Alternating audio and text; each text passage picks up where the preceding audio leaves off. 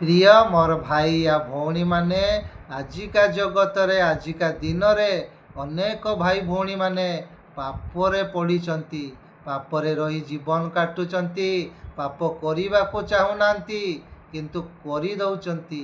कौन पाई? से माने ईश्वर विहीन जीवन काटुचंती, से माने ईश्वर को शरण को आसीबा पाई कुंठाबोध करुचंती। सेमानक भितरे ईश्वरंकर बीज नाई।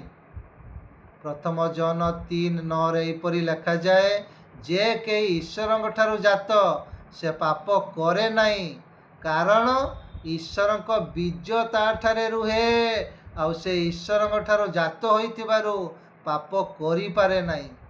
प्रिय मोर भाई या भौणी माने आमे जदि चाहूचे समस्त अभिलाष उपरे जय पाइबा पाई आमको जेते ईश्वर वाक्य को आम हृदय रे संचय करी रखिबार अछि, ताले आमे सब विषय जय पाइबा। समस्त को प्रेज द लॉर्ड।